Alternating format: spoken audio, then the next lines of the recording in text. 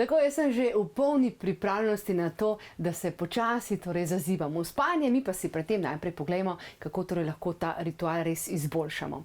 Glede na priporočila za odrasle, ki naj bi spali med 7 in 9 ur spanja dnevno, v Sloveniji dovolj dolgo spi le okoli 33% moških, ženske pa smo mečkam boljše, na 37% smo, torej govorimo med 18 in pa 74 letom starosti.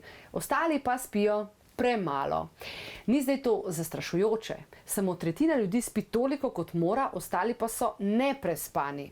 In to, da ne spimo dovolj, je pa lahko smrtno nevarno. Nespečnost je namreč počasni ubijalec. Med spanjem se možgani skrčijo in dejansko nastane ta prostor, s katerim se te toksini, ki se čez dan nabirajo v možganih, potem čistijo, grejo do jeter v čiščenje.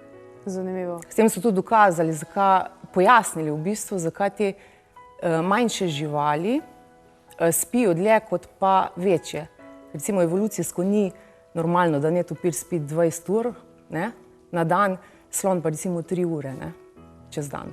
Kako najbolje začeti večerno rutino, da bomo torej zares dobro in kvalitetno spali, ker ni važno samo, da količinsko spimo dovolj, ampak tudi, da spimo kvalitetno.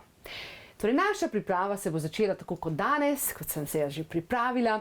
Ob 5, torej med 5 in 6 pojeste večerjo, ta seveda naj bo lahka, polna zelenjave, kuhana še vedno, torej brez glutena in žitaric, juha recimo je super izbira. Potem se začnemo malce raztezati, dovolj hitro seveda moramo iti v posteljo, lahko gremo s knjigo in pa jantarjevo lučko. Predvsem pa seveda moramo biti pozorni na to, da ne gledamo televizije vsaj 2 uri pred spanjem, saj modra svetloba, ki prihaja z ekranov, lahko zmoti melatonin, ki se proizvaja med spanjem. Zdaj pa si poglejmo, kaj bo povedala Urška Loncnar.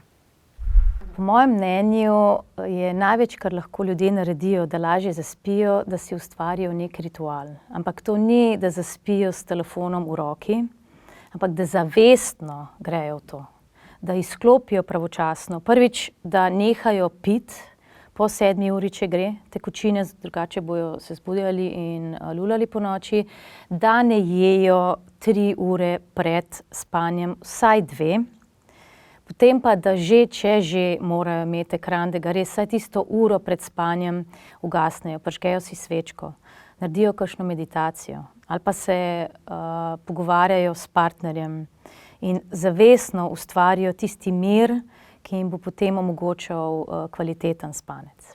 Zdaj veste, kaj je pomembno pred spanjem, če še enkrat ponovimo. Meditacija, lahka večerja in seveda veliko raztezanja pred spanjem.